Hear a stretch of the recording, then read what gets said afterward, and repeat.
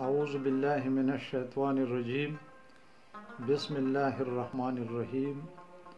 آج اس پروگرام میں احمد فراز کے حوالے سے بات کر رہا ہوں۔ احمد فراز 1931-2008 صوبہ خیبر پختونخوا کے ایسے قداور غزل گو شاعر ہیں جنہوں نے پوری دنیا میں اردو غزل کو نیا اسلوب اور نئے لب و لہجے کے ساتھ متعارف کیا۔ ان کے ہر نئے شعر کو برصغیر پاک و ہند کی نئی خبر قرار دیا گیا۔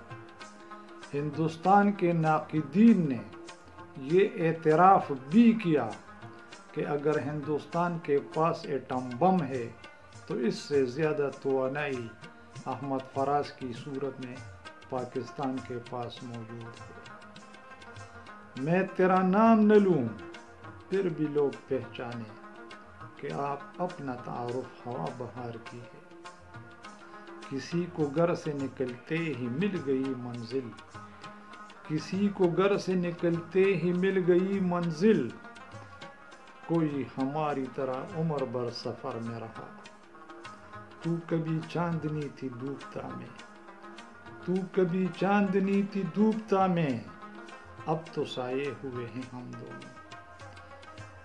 بجھ گئی شم میں تو دم توڑ گئے جھونکے بھی، جس طرح زہر رقابت سے ہوا زندہ تھی۔ آنکھ سے دور نہ ہو دل سے اتر جائے گا، آنکھ سے دور نہ ہو دل سے اتر جائے گا، وقت کا کیا ہے گزرتا ہے گزر جائے گا۔ ضبط لازم ہے مگر دکھ ہے قیامت کا فراز، ظالم اب کے بھی نہ روئے گا تو مر جائے گا۔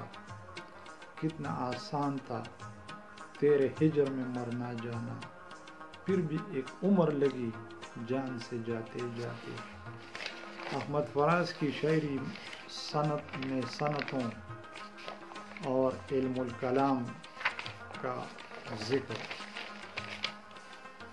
یہ نہ ہو تم بھی کسی بھیڑ میں کو جاؤ کہیں، یہ نہ ہو تم بھی کسی بھیڑ میں کو جاؤ کہیں، یہ نہ ہو ہم کسی بازار میں گم ہو جائیں۔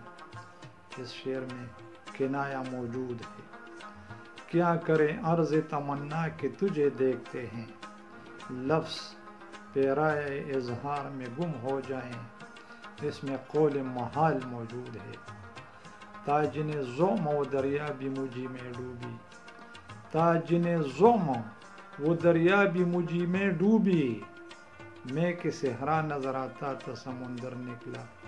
مراعات النظیر کی ایک بہترین مثال ہے۔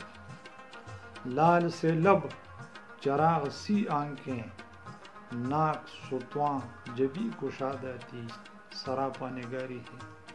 ایک زمانہ جسے کہے قاتل، میرے شانے پہ سر نہادہ تھی، استعارہ کی بہترین مثال ہے۔